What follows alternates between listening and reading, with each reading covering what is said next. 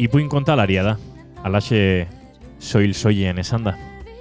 Akaso, eta zer gehiago, galdera gogaikarri hori egiten diotenean esan beharko du, irakasleare badela. Batera edo bestera, asko irakatsi du hitzak baliatuta. Oraindik hitzak badirelako aske, ia beti behintzat, eta mundu bizigarriak sortzeko gaitasuna ematen diote. Irakatsi eta ikasitakoa erakutsi. Eskoriatzatik mundura eta bueltan, istorioak, garraio, aitzakia, inspirazio eta bizimodu ere badirelako. Haur, nerabe zein helduak ditu entzule. Formakuntza lanetan ere maiz murgildu da. Ipuinak kontatzen erakustea bakarrik ez, ipuinak emakumeen jabetze tresna gisa proposatu dituelako maiz. Errealitateaz jabetu eta espazio publikoa berreskuratzeko. Dio, Deba ibaiaren moduan askotan itsasorainoko bidea egin behar izaten duela. Emarian, biziote da Dorleta Kortazar. Eta hala izaki, kontatu beharko digu ipuinek noiz harrapatu zuten. Uste dugulako Dorleta haiek harrapatu zintuztela zu eta zuk haiek bizimodu egin baino lehenago harrapatu zintuztela. Nola harrapatu zintuzten edo nork harrapatu zuen lehenago? Dorleta Kortazarrek ipuinak edo ipuinek Dorleta Kortazar? Bai, ipuinek harrapatu ninduten ni, bai. Entzule nintzen kontalari baino lehenago. Baina nire ipuinen tara hurbilketa kasualidadia izan zela esango nuke. Hola, 30 gutxi urten ditula, holako nire bizitzan horrelako hausnarketa fase batean sartu nintzen eta kontuatu nintzen, galdetu nion nire buruari zeiten aizea zure bizitzakin, ez? Eta horren kontuatu nintzen, ni txiki-txikitatik nahi izan nula farandulera izan. Osea, niri eszenatokiak eta guzti hori izugarri gustatzen zitzaidala, eta sekula ez nula horrelako ezerrin. Eta antzerki mundura gerturatu nahian edo, ikastaro batzuen bila nintzen, eta ipuia kontatzen ikasteko ikastaro bat aurkitu nuen. Eta esan, antzerki gintzara hurbilketa polit bat izan daiteke. Eta izango daia 10 urte hori gertatu zala, eta oraindik ez eta antzerki gintzara saltuin. Ipuiak harrapatu nindun duten, eta hor gelditu nintzen, egia esan kateatuta, goxo kateatuta, asko eman diate ipuiek, eta jarraitu nahi dut horretan, bai. Arratsalde on Dorleta. Narratzaion artean, azken egunetan oso pozik jarri gara, batez ere bi albistekin, ez?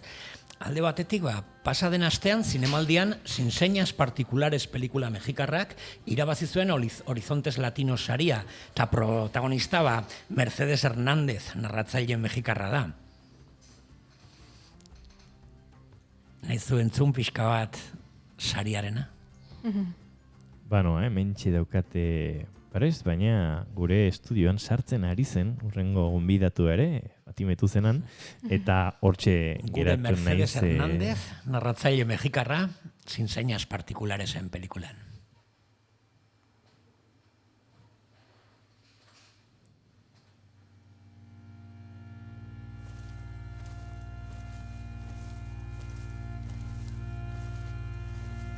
Se fueron una semana después. Pero ya pasaron 2 meses.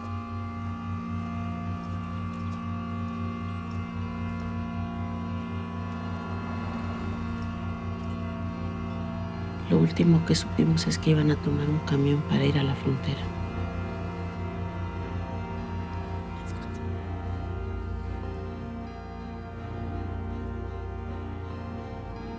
A la línea se le han perdido varios camiones. Otros han vuelto sin gente, nomás con las maletas. Las guardan en la bodega, pero no se lo van a decir.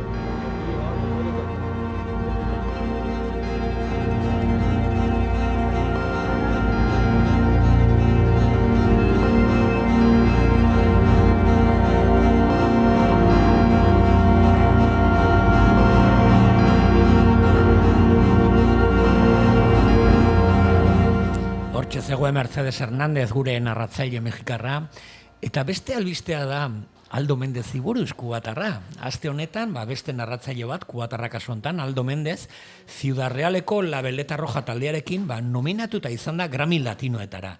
La Veleta Roja, Dia Carlos Cano eta Hernán Milla musikariak eta Aldo Mendez narratzailea. Eta umentzako musika bilduma honena sarirako nominatuta daude Sonidos que Cuentan diskoarekin. Eta orain txentzongo dugu, hain zuzen Alakran audio zatitxo hori, Maiek paso eman dio, baina ni hemen nabil gaur zera. Juistu xamar gauzen aurrik uspenean, eta segituan entzun, eta abestu ere akaso abestuko dugu. Ez daukat prest, ez du lortuko audio hori, beraz gero berreskuratzeko aukera badugu. Gero berreskuratuko dugu. Bueno, galdera hauxe da, Edorleta, Mercedes Hernández Mexikarra, Aldo Mendez kubatarra, zinean, musikan, esan dezakegu salto bat somatzen ari dela, narrazio edo narratzaien artean, baloratzen da behar den bezala gure lana? Nahiko nuke. Beti iruditu zait, ipuin kontalariak arte eszenikoetan gehala, artean orokorrean antzerkigintza eta arte eszenikoak baldin badia iaia azkenak, ez da? Bai, gure aurretik edo entzutetsuagoa da musika, zinema, argazkigintza, ez? Arte eszenikoak badia arteetan txikiak, ipuin kontalaritza arte eszenikoetan are eta txikiagoak, ez da? Gea. Iruditzen zait, gauza xumeak egiten ditugula, ipuinak kontatzen ditugunak eta entzuteko ohitura daukatenak badakite zer den gure langintza, baina esango nuke orokorrean oso langintza ez ezaguna dela. Jendeak erlazionatzen ditu askotan gainera ipuiak umiekin, gauza xinplea izango balitz bezala, eta jende pila batek ez daki helduentzako ere kontatzen dugunik. Eta ez ezagutza horretatik gerturatzen zeanean leku batera, gauza asko galtze dituzu. Orduan tematia gara, burugogorra gara, badakigu sinisten dugu gure lanearen poetikan eta edertasunean, orduan ez dugu inoiz etxitzen, eta esango nuke orokorrean oso eskuzabala gehala gure langintzarekin da gure kideekin, eta ausartzen garela gauzak kontatzen. Azkenean gure langintza historia kontatzea da. Eta beste formatuago batzuetara salto egitea arriskatzea da, baina funtzionatzen du askotan. Eta orduan niretzako berri oso pozgarria da ikustea gure kideak beste formatu batzuetan gai direla, historiak kontatzeko, badakitela, gaitasuna dutela, eta oso polit egiten dutela gainera. Eta berai jasotzen dituzten txalo guzti horiek, gure lanaren aitortza badira. Gure sentitzen ditugu. Bai. Ni askotan kexatu naiz prentxatan eta askotan ipuinak edo kontalaritzaren saioak, narratzaien saioak, beti jartzen dira bestelakoak. Ez da, antzerki maia, existitzen da, dantza maia, eta azkena jartzen du bestelakoak, eta hor barrun askotan aurkitzen ditugu, igual, 10 ipuin saio. Oraindik, ez dakit, ze falta zaigu, zer gehiago behar dugu, eskola ofizial bat, ze eskatuko zenuke Edorleta gure profesio bultzatzeko, saltori emateko? Bueno, bestelakoetan agertzen gara, eta askotan gure izena ere ez da agertzen. Ipuin saio badago, baina kontalariak existituko ez bagina bezala. Gure lana desberdina izango ez balitz bezala. Zuk zure ipuin saio bat eta nerea oso desberdina izango dira, eta dira, seguro, ez da? Eta latare danak zaku berean gaude, ez da? Ikusgarritasuna eskatuko nuke, ausardia baita ere programatzaileen aldetik, ze iruditzen zait lehen esan dudan bezala aurrekin asko lotzen dela, orduan liburuzainek ezautzen gaituzte ja, baina badirudi hor dagoela gure lekua, horren kasillatuta gaude liburutegietan, eta guk egiten duguna asko zabalagoa da. Antzokietara salto egin beharko genukela iruditzen zait, eta hor eukiko genukela nolabaiteko ikusgarritasun bat lortzeko aukera bat. Baina bai programatzaileei eta kultura arduradunei eskatuko nieke gure langintzara gerturatu daitezela. Segurazko hor guk ere eukiko ditugu etxeko lan asko, ez da? Gure burua azaldu behar dugu, ondo azaldu behar dugu, zer egiten dugun. Gai izan behar dugu esplikatzeko zer egiten dugun. Eta gero iruditzen zait, ardura bat badaukagula guk ere, eskaintzen ditugun saioetan, kalidadezko saioak izan behar dira. Eta horretarako, ez du edo zer gauzak balio. Gure langintzaren inguruan hausnarketa bat egitea ezinbesteko iruditzen zait. Iruditzen zait baita ere, bainigo hasieran aipatu duzu, ez da formakuntza niretzako ezinbestekoa da. Ez du edonork balio honetarako, osea, askotan erlazionatzen dugu, ausardia daukat, grazia daukat, eta etxean egiten ditutola, ez? Familiako afarietan nina ez graziosua, eta benga, ez? Eta salto egiten dut horretara, ez? Zuk ere mai ezautzen duzu klaunaren mundua, eta badirudi edo zeinek sudur gorri bajarritaia edo zer gauza indezakela. Eta klauna oso gauza serioa da. Eta ipuingintza berdin, ipuingintza langintza bada, eta horrela ulertzen ez dugun bitartean, edo zer gauzak balioko du, eta ez du balio edo zer gauzak. Esan duzu, hobeto saldu behar zaretela, txikitatik esaten digute ipuinak irakurrin behar ditegula, baina, bain, zure momentua da, zeatik da garrantzitsua ipuinak entzutea? Egia da, ipuinak irakurtzea, ipuinak entzutera gerturatzea, elkarra elikatzen diala, ez da? Niretzako ipuiak irakurtzea eta batez ere konpainian denean, hau da, txikiak geanean gure gurasuek irakurtzen digutenean, hor sortzen dan magia eta hor sortzen dan lotura emozionalak, iaia ipuia gutxienekoa da. Hor beste gauza asko mugitzen dira, ez da? Eta bada gerturapen bat ipuiak gero entzutera etortzeko. Asko nabaritzen da aurrentzako ipuin saio baten asko nabaritzen da, nori irakurtzen dioten eta nori kontatzen dioten etxean. Entzuteko gaitasuna landuta daukatelako, eta hori oso importantea da. Publikoa ezin behar dugu. Ez badegu gauza bat ezagutzen, ez ezagutzagatik, inoiz ez bagia jun, kosta ingo zaigu. Nik ezagutzen ez dudan arte batera gerturatzen baldin banaiz, arte garaikideeko museo batera juten banaiz, eta ez badakite zer horretaz, kosta ingo zait. Orduan, ipuiak entzutea ere ohitu egiten gara eta entrenatu egiten gara, ez da? Niretzako ipuiak entzutea opari bat. Niretzako nik pertsonalki, ipuiak entzutera juten aizenean, nire bizitzan geldialdi bat egitea da. Parentesi bat.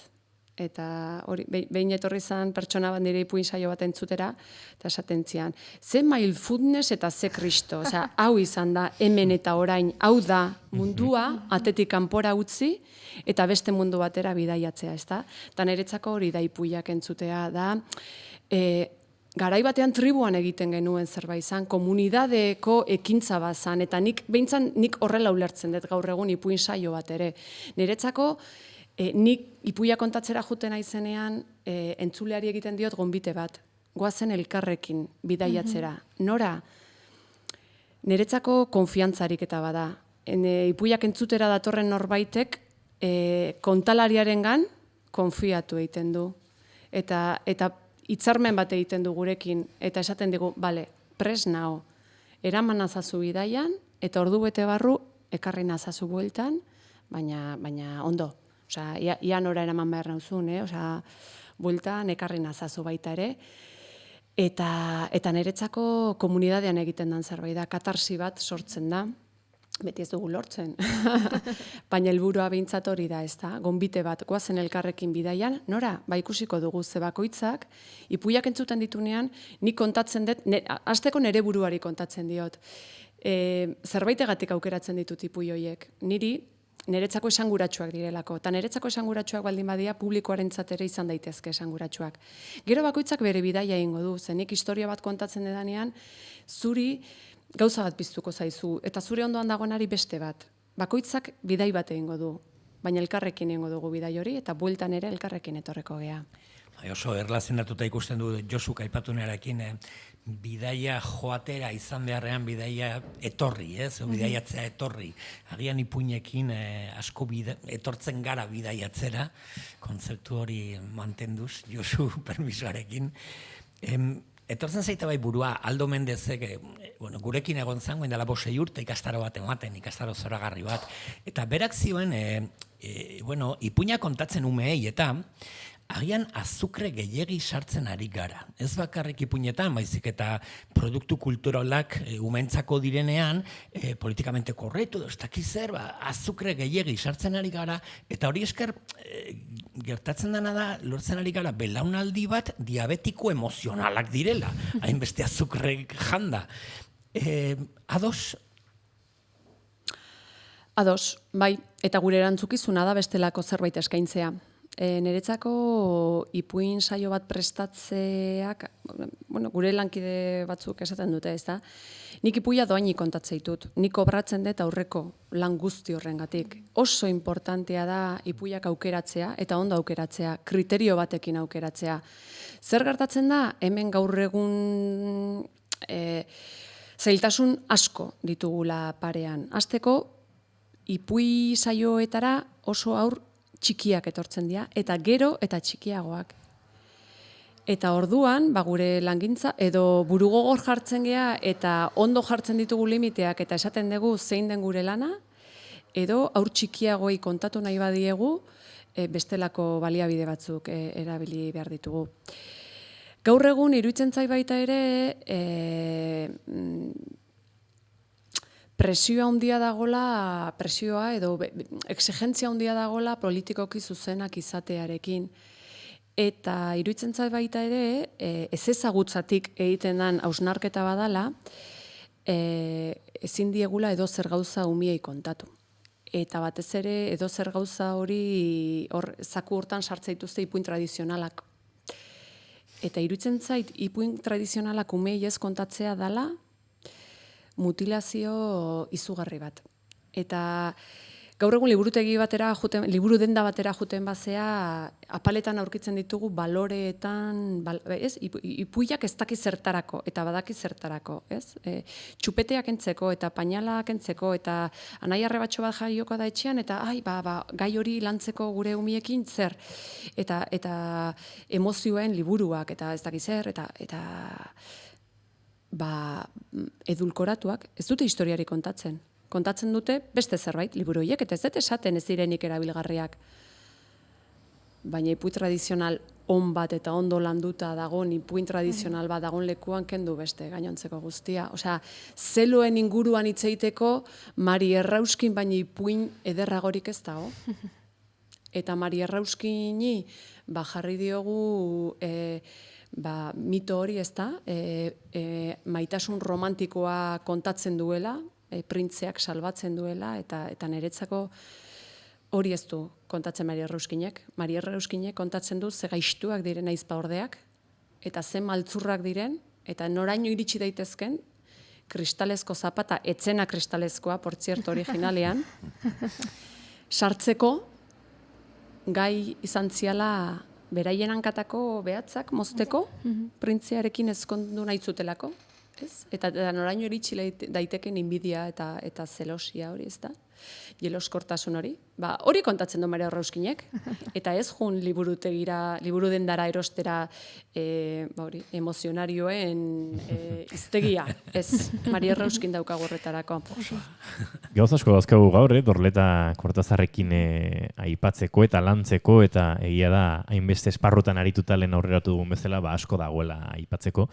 Baina ez dakit, Dorleta Kortazarrek ipuinen bat ere ekarriko zigon gaur gurera, ez da? Entzongo dugu ipuinen bat. Bai, nahi duzuenien eskatu eta kontatuko dizuet, bai. Ez da mediorik egokiena ipuia kontatzeko, baina, bueno, prestatu dut, bat txikitsua badakidalako, esan didazuelako nirekin batera Fatimetu ere bazetorrela, gaurko saiora. Bai. Eta badaukan dik ipuin saio bat Saharar ipuiak biltzen dituena. Alatare, ez zait oso aproposa iruditu horko ipuin saio horretan ditudan ipuin horietatik, beste bat kontatuko dut, pixkat moldatuta irratira, ez da. Ipuia hau atera dut liburu bilduma batetik, Ana Griot, Ana Cristina Herreros ipuin kontalarita eta ipuin bildumagileak liburu hau egin zuen, Los cuentos del erizo y otros cuentos de las mujeres del Sahara. Ana da emakume zoragarri bat. Anak bere azkenengo urte hauetan munduan zehar dabil ipuiak biltzen, ipuil bildumak, emakumei batez ere lekuetara juten da eta emakumei galdetzen die zein ipuin kontatzen zieten beraiei. Senegalen hasi zuen bere ibilbidea, Casamance zonaldeko ipuiak jasotzen, eta Saharara egin zuen salto gero, errefuxiatu kanpamentuetan egon zen, bertako emakumei galdetzen zein ipuin kontatzen zituzten edo kontatzen zieten beraiei. Eta gero guzti horiek transkribatzen ditu, liburu batzuetan jaso, eta liburu horietatik ateratzen duen dirua, hurrengo proiektuetarako bideratzen du, eta orain esango nuke Boskimanoei galdezka ari dela, eta biltzen ari dela, tartean ere Mozambikeko aurra albinoekin lan egiten egon da, eta zoragarriak dira, bildumak oso ondo zainduta daude gainera, jenazko tatuaiekin egindako ilustrazioak dituzte liburuak. Eta bertan konturatu zen, Saharako emakume hauekin, ipui hauek biltzen, konturatu zen, ez dakit hemen Tolosan nola esaten duzuen, kirikinua esaten duzuen, trikua, nola... Goiorik esplikatuko dizu hori. Bai? Ez, hemen trikua esaten da, baina nintzen naiz begirale urte askoz, eta ume baita aizialdi talde baten kirikino izan aduna, Tolosako aizialde bat, orduan nik kirikino esatet. Baina berez guk trikua gehiago esaten dugu hemen, bai. Nire herrian kirikixua esaten da, orduan iruetako edo zein erabiliko dut ipuin hau kontatzeko. Baina antza Saharan esaten omen dute, ez dakit Fatimetu zuk entzun izan duzun inoiz, baina trikuak, kirikilloak diela animali inteligenteenak, biskorrak diela, eta historia honek hori kontatzen du, bazala behin, triku bat, kirikino bat, antzegoela, itzaletan, eserita gustora asko, eta triku hau bere itzal honetatik aizan begira, 8 bati begira. Izan ere 8 hori horra izen, bueltaka, ardi bat eizatu nahian, baina ez zuen asmatzen. Eta trikuaren gana gerturatu zen laguntza eske. Eta galdetu zen, aizu, triku, lagunduko diazu ardi hau behingoz eizatzen. Eta trikuak 8ari begiratu zion, eta esan zion, ados, lagunduko dizut. Baina eizatzen dugun hori, erdibana izango da. Erdibana, esan zion 8ak. Begiratu zion 8ak trikuari, eta ikusi zuen, txiki-txikia, ez deusa zela, eta esan zuen, erdibana, honek, ardiaren zati bat jan, eta sabela beteko du, eta gainontzeko guztia, ia ardi guztia niretzako izango da. Ados, esan zion orduan, 8ak. Ados, erdibana, gure izatzen dugun guztia, erdibana izango da. Eta hala, trikuak lagundu zion 8ari ardia izatzen. Eta 8ak izugarrizko gozea zeukan egun guztia ardi horren atzetik ibili ondoren. Eta trikuari esan zion, orain hartu dezagun ardi hau eta zatitu ezazu ardi hau. Eta trikuak esan zion, nik, baina nola zatituko dut nik ardi hau, nire esku txiki hauekin, ezin dut, ondo da, esan zuen 8ak, zatituko dut nik. Eta zatitzen ari zela berriro ere trikuari begiratu eta esan zion, gutxienek jun eta ekartzazu egurra sua egiteko. Nik, esan zion berriro trikuak, nik ezin dut egurrik bildu nire esku txiki hauekin. Ondo da, esan zuen 8ak. Eta han joan zen egur bila sua egiteko. Piztu zuen sua eta jarri zuen han ardia gozo antzutan egiten. Eta esan zion, 3. 8ak ere, ze badakizue ipuietan gauzak 3 aldiz gertatzen diela, ipui honetan ere, bai. 8ak esan zion orduan trikuari, ardia zatitzeko gaietzera, eta egur bila eta sua egiteko gaietzera, baina gutxienik, gure ardi hau nola egiten den vigilatuko duzu, ez da zainduko duzu gure ardia. Bai, hori egingo dut. Eta ala 8a, itzaletara jun, eta hain nekatuta zegoen, lo seko gelditu zela. Eta trikuan gelditu zen, ardia sutan nola egiten zen ikusten zuela. 8aren gana gerturatu zen alako batean, eta ikusi zuen lo seko zegoela. Eta orduan trikuak soka bat hartu zuen.